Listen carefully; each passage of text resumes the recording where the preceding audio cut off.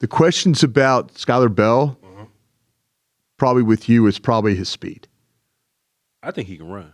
Do you think he can run? I think he can run around in a context of what I need him to do.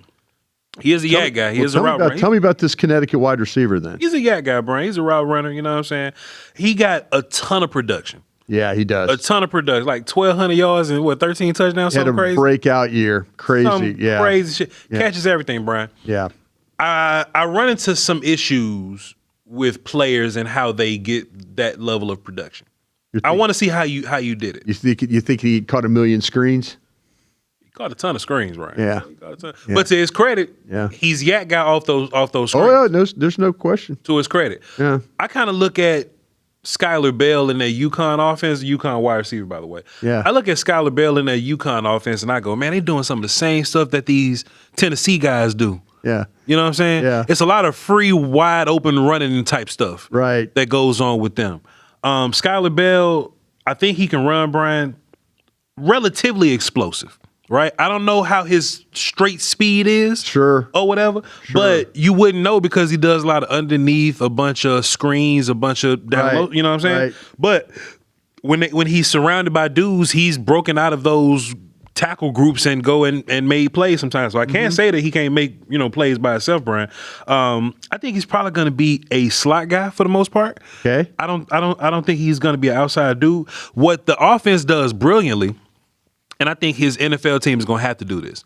The offense schemes him open. They trick him. They trick teams to get him open. They motion him 12 times. But if you see the one where they get down around the goal line and they run the fake screen to get him. Mm-hmm. I mean, that's pretty. It's like they're faking screens to run the wheel route on back door. Yeah. And Brian, they do a bunch of things to get him wide the hell open. They do. But my problem is, can you beat a DB by yourself?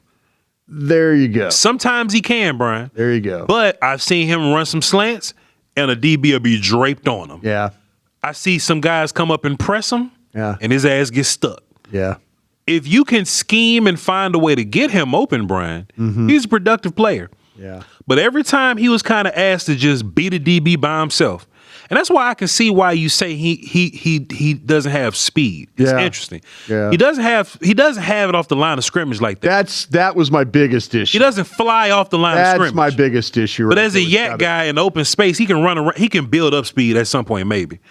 But Brian, when they press him up at the line of scrimmage, man, it's hard for him to get off. The offense has to get him open. Yeah. And I think that's going to be a problem because a lot of the dudes I'm going to rank over him can get open on their own, Brian. I put him in the 4th round myself. Top of the 4th for me. Yeah.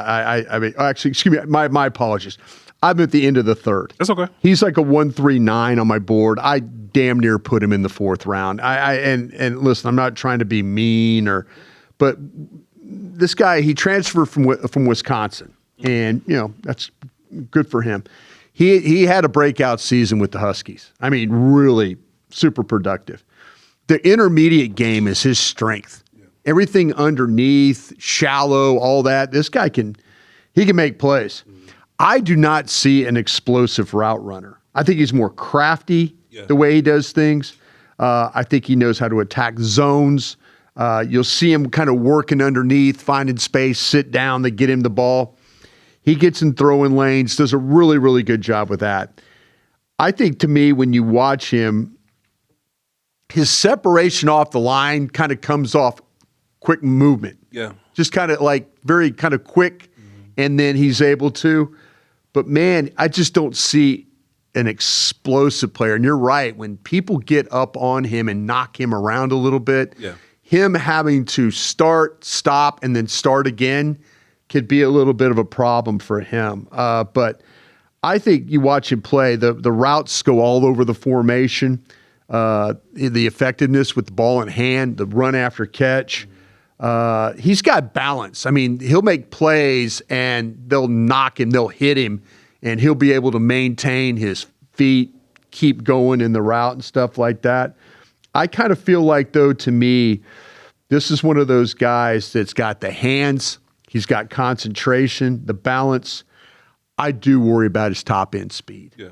That's one of the things. When you start to compare him to some of the other guys, and we've gone through this draft, where we've had some guys that are really good with concentration, really good with their hands, make plays that way, but don't run. There's some guys that are going to be going to the combine and we're going to have to get some times on. I mean, I don't want to make a huge deal of it because I made a huge deal about it with Will Johnson last year from Michigan, and he ended up playing fine. But, man, to me, how many of those guys, as a scout, you want to see guys work out.